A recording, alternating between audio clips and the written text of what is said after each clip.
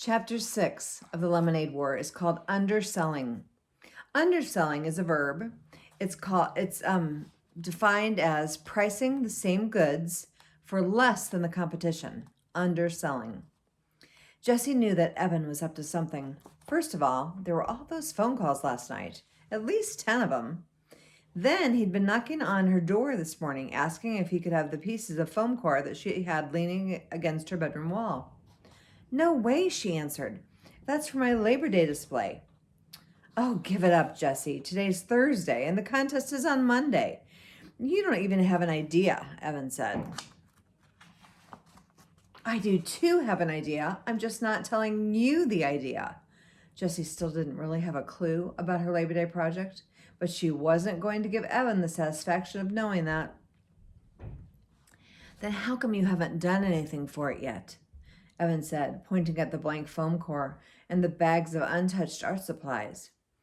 You're supposed to have pictures and typed up information and a big title. It's supposed to be like a school report. Jessie scrunched her eyes and pursed her lips in a "you're bothering me" kind of look. Don't worry, it's going to be great, and it's going to win first prize. And anyway, Mom bought all the supplies for me, and I'm not giving anything to you. Jessie heard Evan mutter "miser" just as she slammed the door in his face. And now 3 of Evan's friends were over, Paul, Jack, and Ryan, and all 3 had shown up with paper bags. And they were all in the garage making a lot of noise with a big "keep out" sign taped to the door. Not that Jessie would have gone in there anyways, because who cares what a bunch of boys are doing? But she sure wished that Megan would have invited her to come over before lunch instead of after. Jessie went into the kitchen to make a turkey sandwich. The boys had left a slimy mess of peanut butter, Doritos, and yes, sticky puddles of lemonade mix. Jessie quickly looked in the trash can under the sink. There were 12 empty cans of frozen lemonade. 12 cans of mix. That was 96 cups worth of lemonade. 96 possible sales. Holy cow! Where had Evan gotten the money? He hadn't gone to the store, and he didn't have any money anyway. Then Jessie remembered the paper bags that Paul and Ryan and Jack had carried in. She bet that the boys had raided their freezers and brought over the stash. That didn't seem fair. She and Megan had to buy their lemonade today using the money that they'd made yesterday. How were they going to stay ahead of the game if the boys had free lemonade to sell? Think, Jessie, think, she whispered to herself. Oh, she just couldn't let those boys win. By the time she finished her lunch and cleaned up her mess, she wasn't about to lift a finger to clean up the boys' mess. She had the beginnings of a plan in her head, which is why she found it doubly confusing when she knocked on Megan's screen door and Carly Brunell came to the door. Jessie had been all ready to say, I've got this great idea. But then there was Carly, looking down at her like she was strange or a strange person. Is Megan home? Said Jessie. Carly didn't open the screen door, and she just looked to her left and right behind Jessie. Where's Evan? Huh? Said Jessie. Megan came running down the stairs carrying bottles of nail polish. Oh, hi, Jessie, she said, opening the door.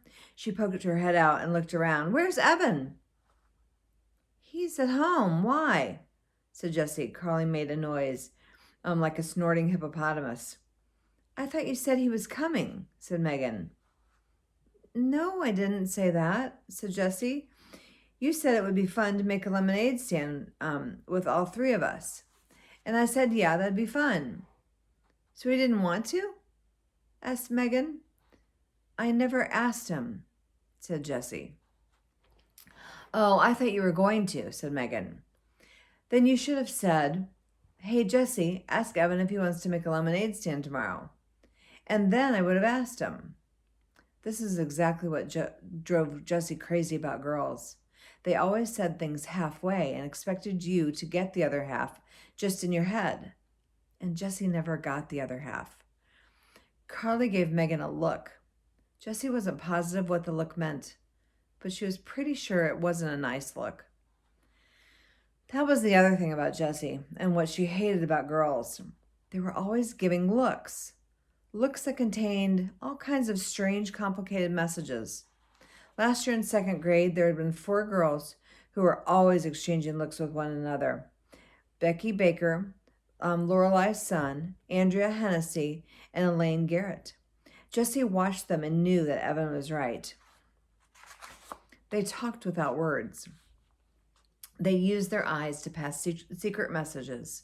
And she also knew that they didn't like her, but only because Evan had explained it to her over Christmas vacation.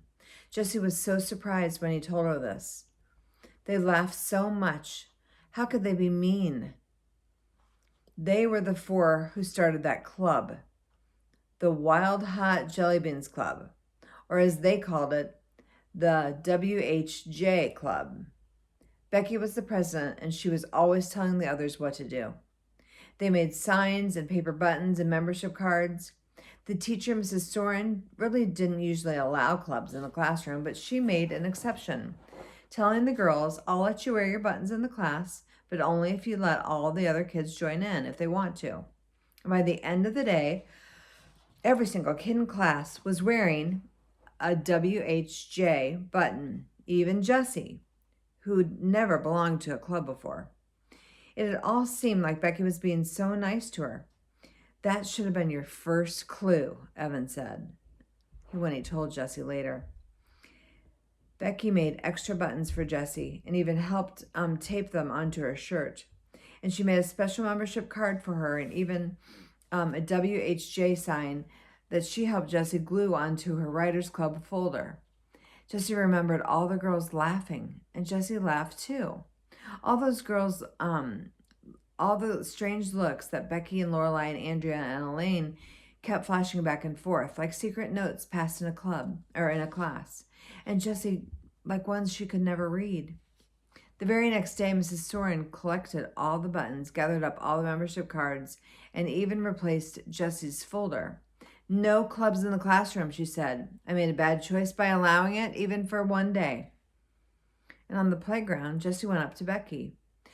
Why is she breaking up our club? She asked. Becky gave her a sour look. She'd been grumpy all morning. Don't you get it? WHJ doesn't stand for Wild Hot Jelly Beans. We just said that to Mrs. Soren. It actually stands for We Hate Jessie. It's a We Hate Jessie club, and everyone in the class is a member. Jessie stared at Becky. Why did they hate her? What had she ever done to them? It didn't make any sense. And then Lorelai and Andrea and Elaine had laughed, and Becky had managed a smirky grin. Oh, they're just jerks, Evan said later when Jessie told him the whole story. They've got rocks for brains, but Jess, you got to be on the lookout for girls like that. Not all girls are nice. Standing in Megan's front hall, Jessie stared at Carly. Something inside her told her that Carly was a girl like that. Look, said Jessie, it doesn't matter. Evan can't come over, he's busy. And we've got to get going on our lemonade stand, and I've got a great idea. We don't want to do a lemonade stand, said Carly. Jessie looked at Megan. It's just that... Megan fiddled with the bottles of nail polish in her hand the same way that she'd fiddled with the band bracelets the day before. It's just that it's kind of hot. And we did the lemonade thing already. And now Carly's over. So, you said you wanted to, said Jessie. And I thought you liked me, she added in her head. She felt her lower lip beginning to tremble. Not now, she shouted inside. Don't you dare be a baby now. Megan stood there saying nothing, fiddling with the bottles, and then she turned to Carly. Oh, come on, Carly. It'll be fun. We made a ton of money yesterday, and it was really, really fun. Carly crossed her arms and tightened her lips and raised one eyebrow. It was amazing how high she could raise that eyebrow. Jessie had never seen an eyebrow go that high. Oh, come on, Carly, Megan said again.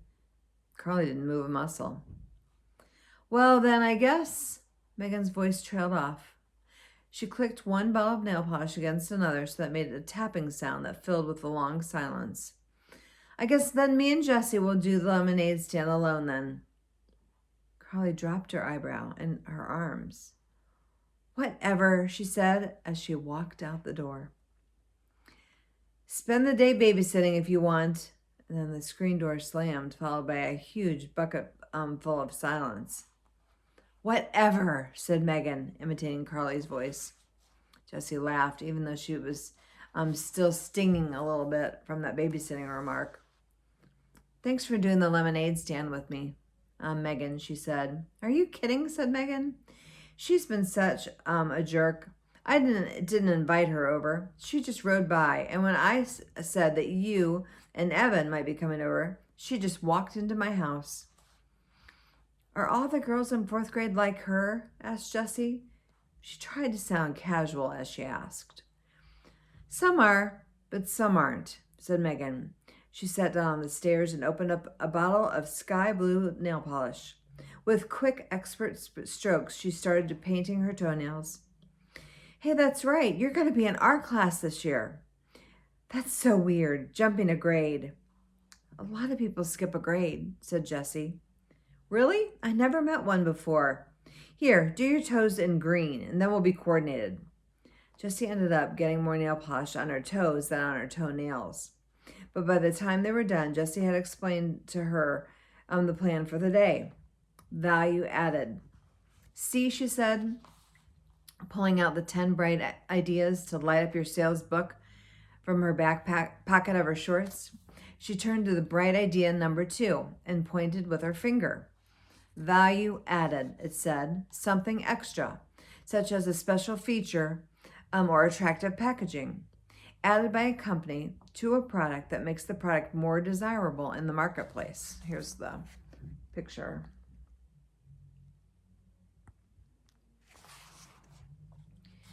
That means that we give customers something extra that they didn't expect, said Jessie. I mean, anyone can go home and mix up their own batch of lemonade, right? So we want them to buy it from us. We've got to give them something extra. We're going to add value.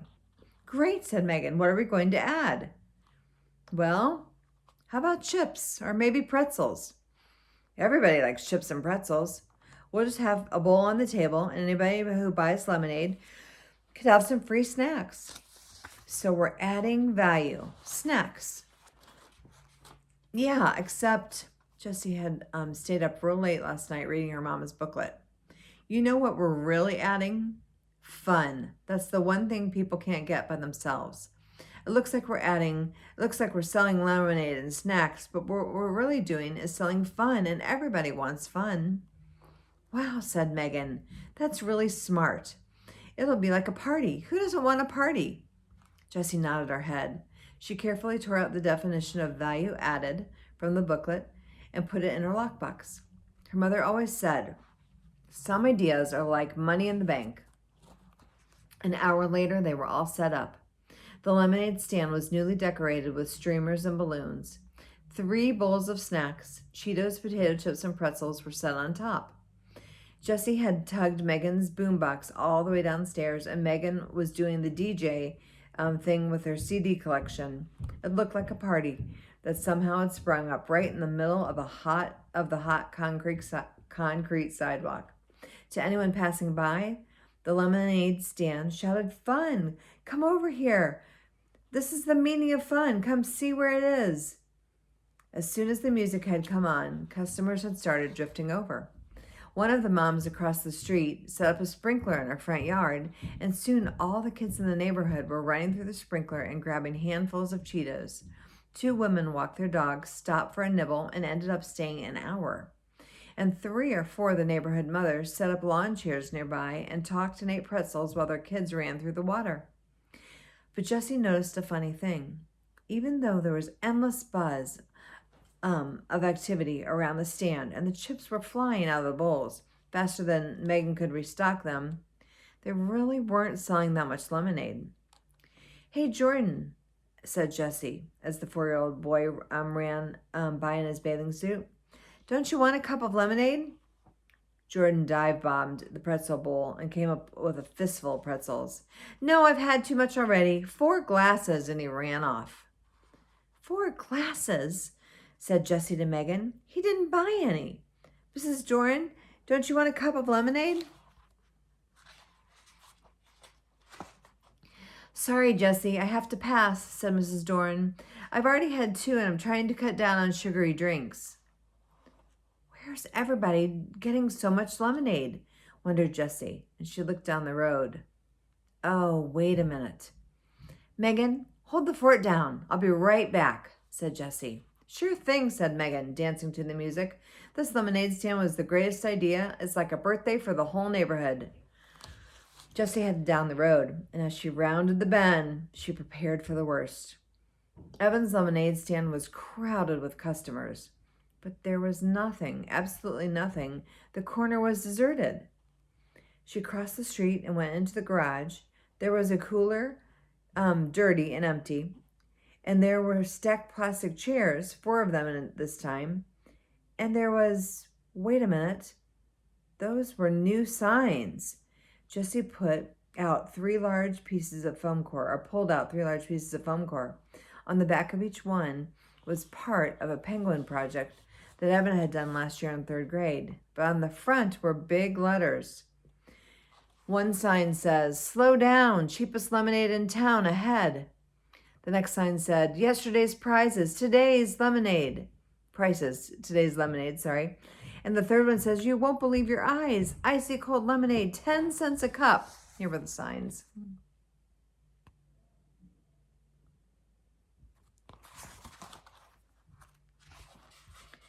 Jessie couldn't believe her eyes. 10 cents a cup?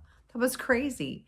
Even if they sold all 96 cups, they'd only make $9.60 and split 4 ways. That was just $2.40 for each boy. Evan was never going to earn $100 with that kind of profit. Jessie went down to the basement. Evan and the boys were down there playing air hockey. Wachoo! The puck flew out of into Evan's goal, and Paul threw up his arms into a victory V. "Oh, snap," said Evan. "You're winning." Winning? Are you kidding me?" said Paul. And then he dropped his voice to a gravely growl and said, "I don't play to win. I play to pulverize." Just like the muscle guy actor in Agent Down, the movie that all the boys were talking about. Paul was flexing his muscles like the actor, except that Paul didn't have any muscles, at least none that Jessie could see.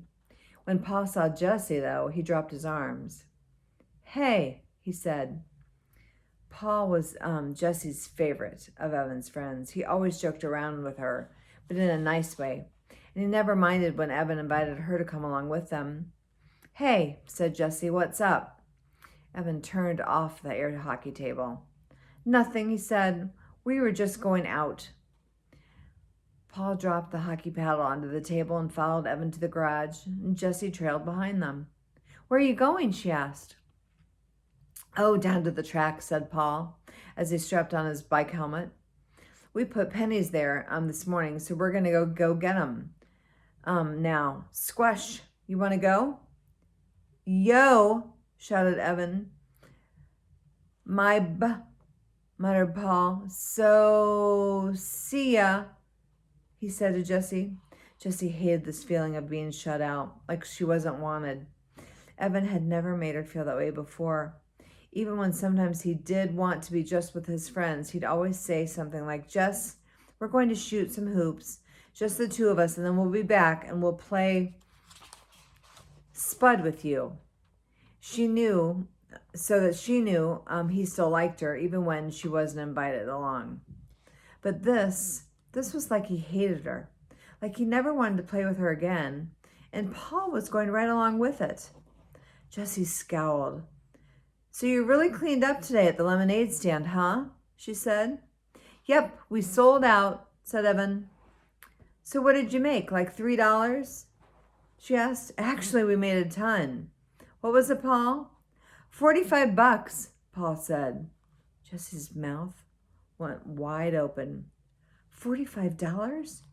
"There's no way," she said. "Not at 10 cents a cup." "Oh, just the little kids. paid that, said Evan. The grown-ups all gave us way more. That's too cheap. They said, it's such a hot day and you're working so hard. Here, take $1. Keep the change. It was crazy.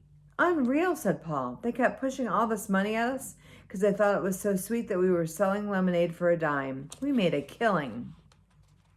Bright idea number 5. Jessie remembered it immediately. It was called Goodwill. She said slowly, picturing the exact page from her mother's booklet with the definition. Goodwill, a tangible but recognized asset that results from making or selling good products, having good relations with your customers and suppliers, and being rewarded in the community. It's when you do something nice in business that the business ends up paying you back with money. She sighed. Why hadn't she thought of that? She would be sure to tear out that definition and put it in her lockbox when she got back to the lemonade stand. Well, whatever. We cleaned up, said Evan. Even so, said Jessie, trying to find some way to prove that Evan had not had a good day selling lemonade. You had 4 people working a stand, so if you split $45 4 ways, that's only $11.25 each, which is still way more than I'm going to make today, she thought, since the whole neighborhood is already filled up on cheap lemonade. Oh, we're not splitting, said Evan. The guy said I could keep it all.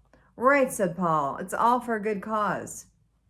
That's not fair, said Jessie. Sure it is, said Evan, and he got on his bike and pushed off.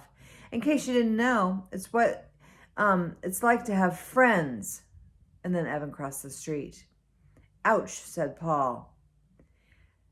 TTFN, Jess. Ta-ta for now. He followed Evan, and Jessie was left standing all alone in the driveway.